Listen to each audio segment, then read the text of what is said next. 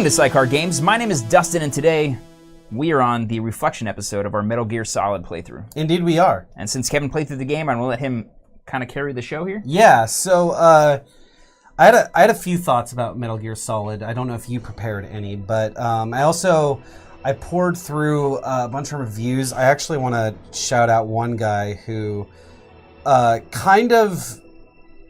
watched a few other analysis videos in that, Mm-hmm. And there was one guy whose video really, it didn't influence my opinion. It just kind of like solidified, like, oh, I was kind of picking up on that too, things like that, kind of that nature. But if there's any crossover between what I'm saying and what he said, just know that is kind of, yeah, that's kind of true. But it's Super Bunny Hop. He's a pretty popular YouTuber, so I don't think it's going to be that big of news to anyone. But anyway, what was interesting about the game for me, first off, let's talk about how it was just very monumental when it came out. Yeah. I think the story, the way they told the story, what I liked is every character got a backstory. All the villains, you get in a boss battle, you have a fight, and almost every single one has this intricate story where there's honor among soldiers, Mm-hmm. And I like that theme. Basically, what I really like is the theme that because there's honor among soldiers, Snake gives these people their dying wishes to basically have a giant monologue. Well, that is interesting. There's not a lot of animosity going on. No. He's like a lot of when they're beaten, they're just like, oh, you beat me, and that is yeah. Like no one's ever really butthurt about it. Like even characters that you think would be, for example, the Raven guy. The Raven guy was just a super big dick to Snake the whole time, but at the end, he had this respect for him, and they had this nice, quiet discussion, and they used... He had that with Psycho Mantis, he had that with Sniper Wolf, he had that with... But what I think is more interesting is that they use these dialogue set pieces to not only talk about character backstories and give perspective on what this world is, and just load it fucking packed full of exposition, Yeah. But what they also do is they discuss the core themes of the game. Mm-hmm. And I think the core themes of the game, if you really broke it down, like everyone does like nuclear proliferation and things like that. Like that, like, duh. Yeah. It's all talking about like the nuclear crisis and things like that, and how corruption can get out of hand with having all these nuclear weapons. But the other, and I think more interesting conversation that happens all throughout is a link between control and having personal control, and like how not knowing your past or knowing your past dictates how much control you have in your life. And so a lot of the characters, like I believe it was Naomi, like her biggest thing was she did not know her past, and so it led her to make decisions, for example, like poisoning Snake or things like that, with the fox dye virus. Okay. And how that all breaks down is everyone is worried about outside forces manipulating them in their current situation. Because even Naomi, as much as she figured out about that situation, turned out all to be false, because Gray Fox actually was the one who killed her family, but he doesn't want her to know that. So she's still going to live her life being dictated by rules that aren't really fair because they're not true. And no one really has exact control, like Snake being the pivotal character, because literally everyone betrays him throughout the story. Like everyone is manipulating him in some sort of way. I mean, I guess the only character maybe is Mei Ling, and even Meryl does to an extent, probably the most mild. But Mei Ling's the only one that's like just completely on board the whole time. But the Colonel, he fucks you over. Master turns out to be Liquid. He technically didn't betray us. he was murdered. Well, yeah, took his no, place.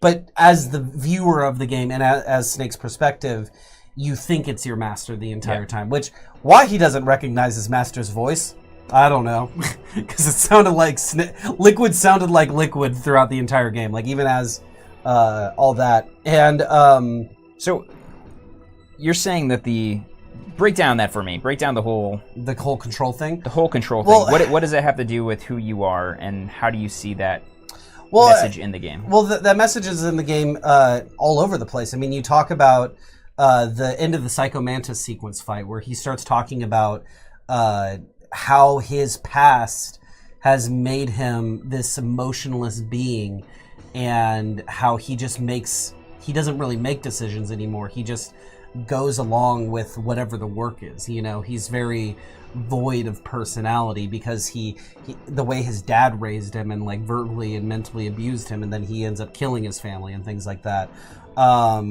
Throughout the whole story, people are manipulating Snake, and his whole goal is to, like, the end of the game is like they ride off into the sunset and try to start their new life for themselves. And there's that whole monologue about don't let your past define you, live the life that you want to live, and make your own choices from here on out. So that was what I was hoping you were trying to get at. Yes, the way you said it before, it sounded like your past dictates what No.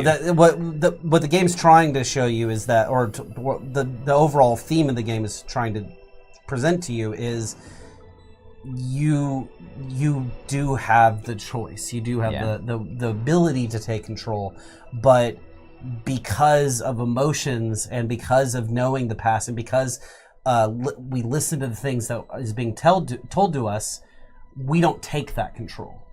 Because we accept things at face value until we're fed up with it at a certain point. I mean, there are many characters in the game that Naomi, for one, and then Liquid Snake as well, that both grew up believing something that was completely untrue, and then they made that as an excuse for why they were doing the things that they're doing, when really But I think where that gets really interesting, and I think that this is where, when I've started thinking about themes and things like that, and I don't know if this was like intended, it could have just been limitations at the time.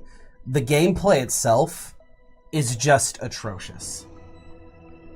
Yeah. Like playing the actual game, it's very unintuitive. It's very hard to get across what you want to do. And what's weird about that is that's you losing control in a way as well as a player. You don't have as much agency in the story, and you're constantly being told the same lies that Snake is. But on top of that, everyone acknowledges that you're in a game as well. Yeah. Like the whole game, it's like press the select button and all that, but they say it so earnestly, and it's almost as if you are being put. It's a game where I feel like you're put in the role of the protagonist a lot more than you think you are until you like really reflect and think about it. You know what I mean? Yep. Like they really put you in the driver's seat, and you really felt a lot of the betrayals that happened throughout the game, because it's like, are you fucking kidding me? I've been running back and forth across this goddamn facility, and it turns out that like I'm the one who activated the big Metal Gear. Even that, like I mean, that mechanic in video games, that story mechanic essentially is used in a lot of other games too. Yeah. I think of Zelda Ocarina of Time. Okay. Nothing would have ever happened if you hadn't collected the stones and gone to the Temple of Time in the first place. It's like if the main character had never existed, you probably don't want to cover up your face. Oh, my bad. If the character never existed, then nothing there would never have been a story. Exactly. Yeah, and I think that that happens in movies and all that too. Yeah. It's not necessarily a new concept, but the way it's all presented in this game is very unique and very interesting, and I think the gameplay does, in a sense, inform the story more than the gameplay enforces a good game necessarily. Yeah. And it's really interesting. I went and I watched, you know how they do like on YouTube, like the whole movie of X game, you know? So on the GameCube, they made a remake of Metal Gear Solid called Twin Snakes. Yep. And in Twin Snakes, it's a first-person shooter, or at least they give you the option to play the whole game in first-person shooter mode. Ooh, that's interesting. Yeah, it's really interesting, but at the same time, when I was watching it, like, it just all looked wrong to me. And maybe because this is the game that I've now played. Mm-hmm. I've heard people talk about Twin Snakes saying it's the definitive version, whereas other people argue, no, it's not. You need the crappy combat. And I kind of leaned with you need the crappy gameplay because that frustration feeds into the experience of the game in a way, you know? And I don't necessarily, like, I'm not apologizing for the bad gameplay. I'm just saying that when I looked at what it looked like in first person, like, it's kind of like in that last boss sequence where he's chasing us with the car. And it was the first time I was ever able to shoot in first person. Yeah. It was, I mean, I don't know if, like, I could have done that beforehand. I think you might have been able to do that But beforehand. But okay, to do it, I literally had to hold the triangle button you have to, and lean my thumb over to also hit the square button. Yeah. Or, like, do some sort of weird, like, combo action like this. It's ridiculous. And, but, like, even doing that, it felt like cheating. Do you know what I mean? Yeah. When I figured out how to do that, it felt like cheating because it was like, this game doesn't want you to succeed. It just wants to frustrate you. Well, that's kind of my problem with, even with the Uncharted series, which I think draws a lot from the Metal Gear series. Yeah, absolutely.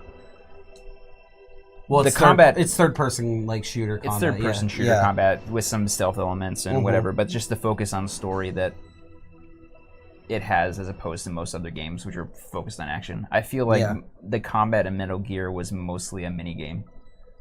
It really was. Like, it was never...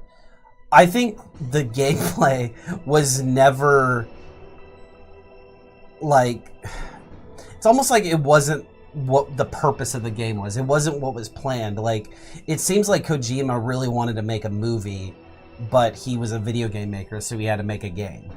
Do you know what I mean? Yeah. And that might be unfair to say because I mean it's not like if he wanted to make a movie, he could just leave and go to Hollywood and they'd give him a job to direct a movie anytime he wanted, you know. Well, when we were playing through The World Is Not Enough, we said that because we played these games when we were younger. Yeah. And it felt like brand new stuff to us. Yeah. But when you go back and play it, you see how much it was inspired by like point and click adventure games. Yeah.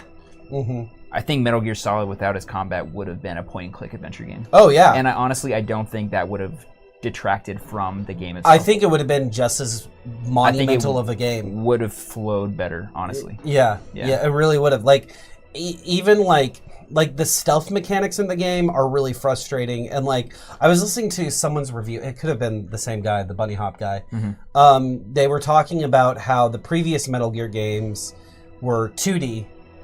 Yeah. And they were a lot easier to play. It was a lot more manageable to stay in the 2D space. But when they moved that top-down architecture into 3D, it was just really frustrating. Because like a lot of times, like people are off camera. Like say like my hand right here is an enemy that I have to shoot, and it's like top down. And they can you just have to guess. Yep. Yeah, and it's all very frustrating, and it's just maddening.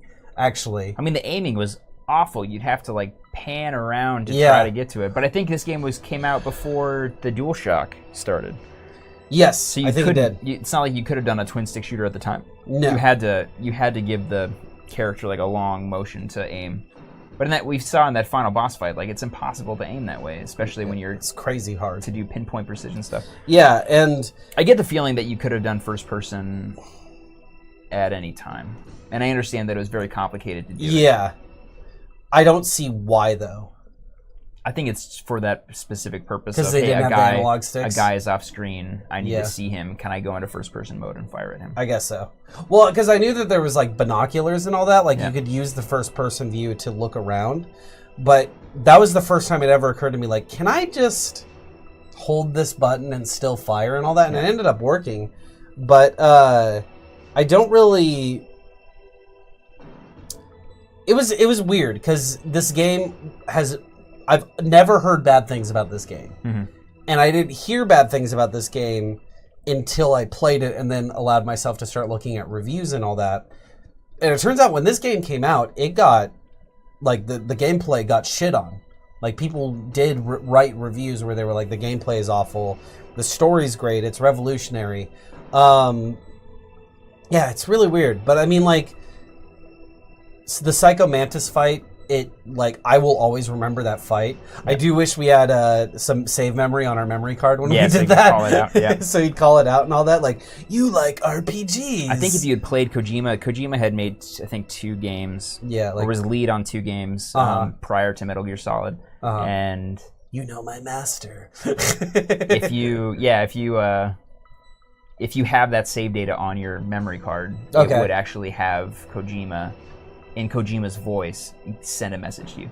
That's cool. Yeah. That's cool. So they did a lot of research when they were making the game. I think a lot of more research than any other game had done at the time to make it as realistic as possible. What was cool is they're, like, in the story itself, they pulled from real history. It was kind of, I mean, they did the same thing in Uncharted eventually too, but they take real history, then add the sci-fi history, blend it all together, and you eventually get some sort of cohesive plot. Mm-hmm. And I think that's always my favorite way to write a story, or at least to be presented a story. Like, Indiana Jones does it really well. I mean, God, more examples. National Treasure. The Da Vinci Code. The Da Vinci Code. Yeah, but, like, those kind of stories are always really interesting, where it's like just a different spin on a history, or there's a weird conspiracy where you can throw that in there. Like, that stuff's always really fun. Yeah. Yeah. We didn't play the first 2 Metal Gear games. I now kind of regret that. Yes and no. I've heard that, like, Metal Gear Solid is a good jumping off point because they retcon almost everything that happened in the original Metal Gears. It wasn't a true sequel. It was more of a well, and even in future games, I've heard that they even retcon things that happen in Metal Gear Solid. I don't know what, but apparently they do retcon things a lot throughout the series. Okay. But, like, for example, Snake and Big Boss, that whole conversation of "I'm your father" never happens in the old games. Oh, okay. Yeah. Which it's actually I heard another, again, probably the same guy, but the last game that you played apparently is you're invading a snowy Alaskan base. You cross a big open plain to get to it. In there, you avoid a couple of tanks. Like, it literally is you go down a long elevator to get to a frozen freezer section, and you fight you fight a guy in a helicopter on top of a tower that you have to run up a giant staircase for. Okay, and that's the other thing I want to talk about. That staircase scene, both towers are just awful, because the onslaught of dudes that you just have to luck your way through on that first tower is just complete bullshit. And then the second tower is, we just packed turrets up the ass on here, and you just got to deal with it. I think a lot of what was done was just to try to make the game longer. Yeah, I think so. Like, it probably could have just been like a 5-hour like story. Well, they wanted it to be an open world. They want to show you, hey, we have this open world. You can go wherever you want. Yeah. But they realized... And trust me, you'll have to. But they realized that, like, oh, hey, wait, we just made a linear game. We didn't give anyone a reason to go back. Yeah. Let's give them a reason to go back. Yeah. That's probably true. There's one that literally you were in the middle of a boss fight, and you had to run halfway across the map to get a sniper rifle to make it so you could fight the boss. That was really silly. That was quite silly. And the only reason you can get it now versus then is because you have a new key card. Yeah. So, but, like, in terms of the story, like, what stood out for you? I think you kind of hit the nail on the head with the characters. Yeah. I think they give you so much more information on characters. So, like, think about The World Is Not Enough. We just played that. That came out 2 years after. Some person's gonna be watching this like, are they really trying to compare? We're gonna. It came out 2 years later. Yeah. And think of how much story development, how much character development happened in that game versus and They didn't even have to write anything. I know, for the world is not enough. They had characters. They already had existing movie. IP. They had a whole ending to the movie that they just chose not to do. Not to do. They just press a button, you win the last boss fight. So stupid. And the cinematics were great. I love that they used in-game engine. I love that they didn't try to pull in. It wasn't as fragmented as it feels like when you have like a real CG cutscene on top of gameplay, what's really interesting is during the Final Fantasy days when you're looking at a couple of boxes with eyes painted on it, and then you jump into this cutscene later. Yeah. Well, it all feels very cohesive. And what's really crazy about it is the camera angles. Yeah. Some of the camera angles are really impressive. Like, especially for that era, like, it's no wonder why this game got so much critical acclaim, like, or at least has such a huge fan following. I'm definitely interested to see how gameplay has changed in the subsequent games. I've heard Snake Eater has a really good gameplay, and Metal Gear 5 apparently has like some of the best gameplay of a lot of games. You know what I mean? Like a whole grip of games. But I'm actually really curious about the next one. Yes, I think out of all the Metal Gear Solids, and in fact, the reason why I kind of wanted to play this game to begin with is actually for Metal Gear Solid 2, because Metal Gear Solid 2, like, I've heard a lot of controversy about that game. Like, I heard there's a lot of mixed feelings, a lot of mixed emotions. I know that you play as a different character for the beginning, and then you play spoilers, you know.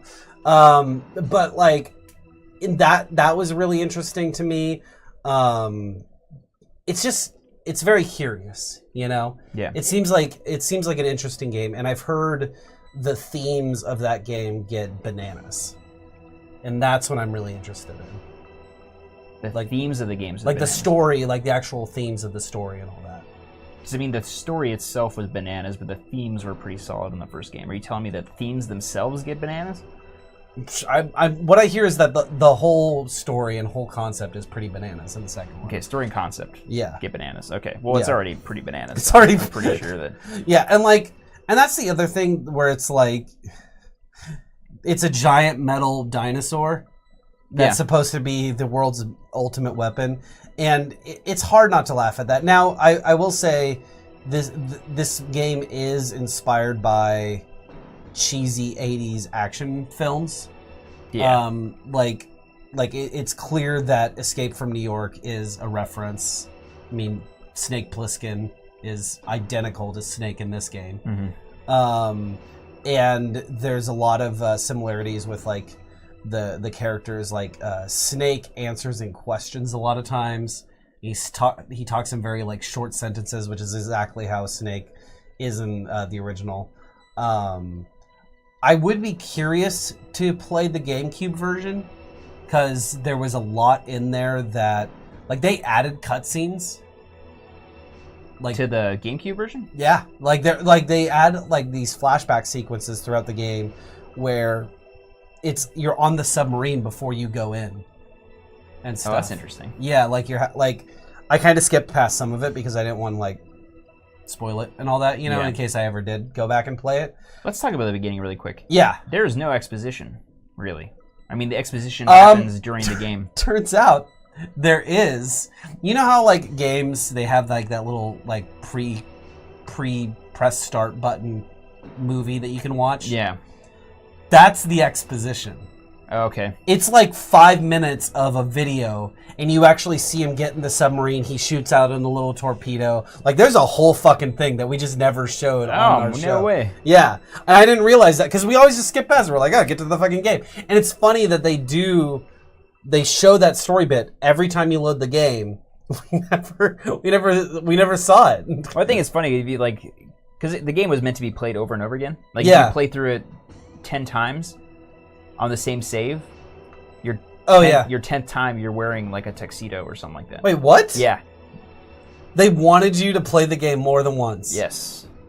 So I get that if you're going to play through the game all over again, you might as well get all that stuff skippable at the beginning, and then you can just go right into the gameplay. Yeah, that's interesting. So, I enjoyed the story. The story was good. Yes. The gameplay was poor. Definitely. It was definitely poor. but it was endearing too. Like, it was still, the whole thing was still enjoyable the way The World Is Not Enough was enjoyable. Like, there was some bonkers, like, stupid game design decisions in that game, you know? Yeah. And it was still enjoyable to watch and play, you know? Yeah. It had a little bit of, like, nostalgic charm and all that. And this does too. I think gameplay obviously has taken a higher priority in the later titles. Yeah. From what, like, the little bit that I played in Metal Gear Solid 5, it's abundantly clear, you know? Because it's completely a different game. It's actually a stealth game. and that was, I think that was the weirdest thing for me, is like, you look at this game, and I believe Splinter Cell did not come out much later. Okay. And Splinter Cell is a phenomenal stealth game. Like, you do so much, like, to manipulate the crowd and things like that. And that was what was frustrating about this game was... I don't feel like we ever used stealth. We never effectively did it. It's supposed to be a stealth game. But the problem is enemies hear you when you fart in the wrong direction. You know, like, you get caught instantly. And there's always swarms of guys, too. It's well, really... they spawn in, I think, when the alarm goes off. Well, even, like...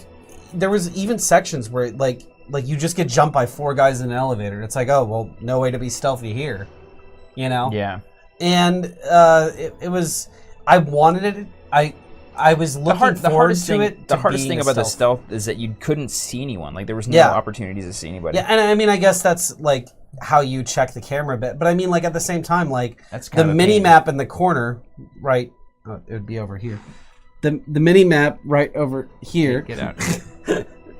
Yeah, the mini map right there. Like, that mini map, like, that was probably how you played half of the game. You play half the game. Like, most of the time, I was just like looking in the corner, just like, okay, like, do this, you know. So I get why people cherish that game, and I really see why it was important and why it was, like, it set so many standards. I'm interested to see how the series evolves, mostly. I think the story is one of the best video game stories that I've seen in a long time, like, at least from that era, you know what I mean? Yep.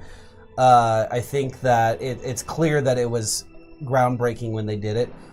However, I think the gameplay was just so poor that I can't see myself replaying this again, to be honest. Yeah. Which is a shame. Well, I mean, how often do you really need to replay a game? Not often. See, I think that the most important thing about this game is that it's one of the few games really fairly early on, other than JRPGs, that gave us a reason to continue playing games. Yeah. Like, if games were always going to be Pac-Man and all these little one-dimensional games. Yeah. Not one-dimensional as in, like, what you're saying. I'm saying one-dimensional story-wise. I don't know if I'd still be playing games. But it's games like this that came out and it's like, oh, hey, there's a story. There's a reason that we're playing these things. Like, that's always my biggest drive for playing games. Like, I'm loving Dark Souls, and that it's on the TV right here. Yeah. Like, I'm loving watching you play Dark Souls, but I will say I prefer a game with a narrative. Now, I know that there's a lot of lore and a lot of story in Dark Souls, but me personally, I like a story to be presented in a clear way, and it can be subtle, but I would prefer it to be actual character arcs and things like that. Like, that's, I mean, I grew up playing RPGs, and you get that a lot more there. I'm not saying that every game has to have that, but I'm saying, like, the games that I actually go out and purchase, really invest time in, really play, those are the type of games that I tend to gravitate towards. Now, granted, I'm in love with Salt and Sanctuary right now, you know, like, I'm playing the shit out of that, and a lot of times I'm just skipping through the story in that game. Like, I don't really know a lot of the lore or anything in that, because I don't really, like, I haven't been captured enough to sit there and read everything necessarily. Like, I know it's interesting, but it's not like I don't like going in through menus and reading the flavor text on items necessarily, you know? Yeah. Like I know a lot of people with Fallout's a game where like they're like, oh, this story seems a little bit flat, but they're like, no, but if you go in and read all the items and read all the manuscripts and read all the stuff that you pick up on the corner and that, you know, that's where it gets interesting. And it's like I'd rather have it be a more cohesive story, which is why this game did resonate with me really well. See, my problem with what you're saying is that it's not immersive when you have a story that's just being told at you. Does that make sense? No, and I get that. I get that. Like Dark Souls is immersive because you are a person running through this area, and the world is what's interesting, not your character. Your character is a blank face, and you make your character whoever you want it to be. See, maybe it's because I come from a very movie mindset where I want to know who my character is. I want to know, like, I don't want to. A lot of these games where like your character doesn't talk, like they said the reason why Link doesn't talk in Zelda is because they want you to imagine that you're Zelda. But it's creepy that he doesn't talk to me. You know what I mean? Like it's weird that he doesn't talk to me because it feels like something's missing to me personally, and I understand that. It's one of the weird quirks with games that never fully clicks with me, and I won't stop playing a game because it is that way. It's just, for me, I like stories that are told where I know a character's progressing and things like that. Like Last of Us, I just saw it up there on your shelf. Like Last of Us is one of the most like powerful games because you really get to know Joel and Ellie. You know what I mean? No, and I'm not saying one's better than the other. I'm arguing that that you prefer. I'm arguing that I prefer one over the other. The reason I like these kinds of games is because of this. And I'm not saying that I would not play a game like this. I'm just saying I would prefer to play a game with a story. Like I play only a handful of games every single year, and 9 times out of 10, the games that I pick up are ones that have that story because I'm not as fanatical about the actual gameplay mechanics, which is why when I saw the first-person shooter mechanic in Metal Gear, I was like, oh, that feels weird. That feels off because I kind of see what's fun about the frustrating gameplay. You know what I mean? Like, I like and I'm also I like the original experience too. Like what Square's doing right now with the Final Fantasy VII Remake. I'll play it, but it's not really what I want to play. You know what I mean? Like, if I want to play 7 again, I'm just going to go play 7 again. Yeah. I don't really need this whole new imagining and things like that, you know? I think the reason I like remakes... Yeah. Because it leaves for a potential for the original creators to do what they design. Every time you make a game, every time you make a piece of work... I mean, Lucas said this all the time. Yeah. Art is never completed, it's only abandoned. I agree. So you have...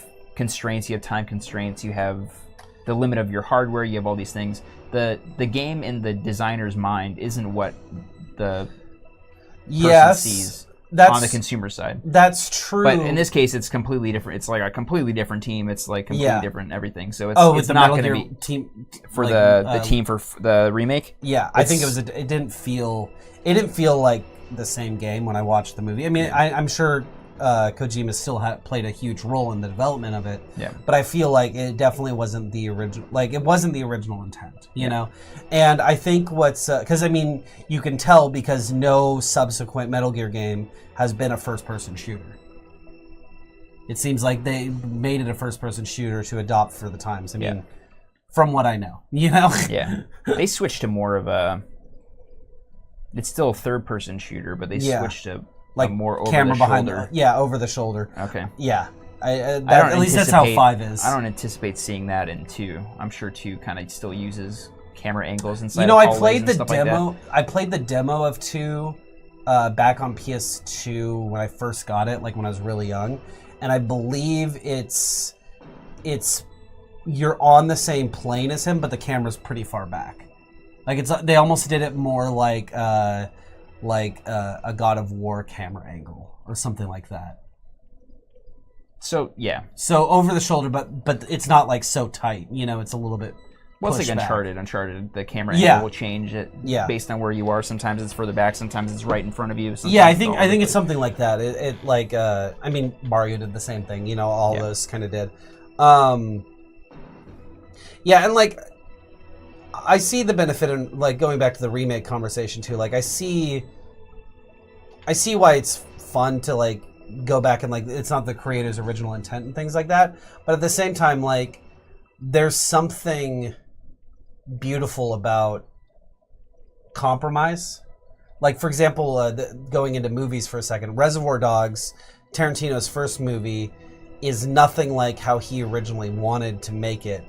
And he's often mused about going back and shooting it with the bigger budget, shooting it with like a bigger cast, shooting it with a better location and things like that. And it's like... It will never be as good as the original. It'll never be as good as the original because it loses a lot of the character that made it special, because there's something about those sets, something about those environments, something about Harvey Keitel in that particular role, and Tim Roth, like, when he was like right out at like one of his first roles, you know, and he's so good in that movie, and it's something that like you see remakes in movies. And they're never like it never holds up, you know what I mean? And I know that there's been some remakes of games. Like I know the new Crash Bandicoot is getting a lot of love right now, and I mean it's the same game. It's just prettier.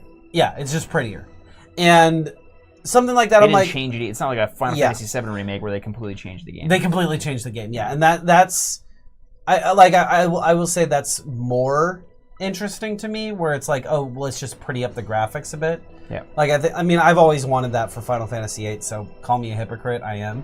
But like I've always wanted to see what Final Fantasy VIII would look like with the same game, just like the newer textures and things like that. But like, you want to see it as like a you want to see Final Fantasy VIII if Final Fantasy VIII were made instead of Final Fantasy X, kind of thing. Yes. Like you don't want to see Final Fantasy VIII if made as Final Fantasy 15. Yes. Yes, I do not want that. Yeah.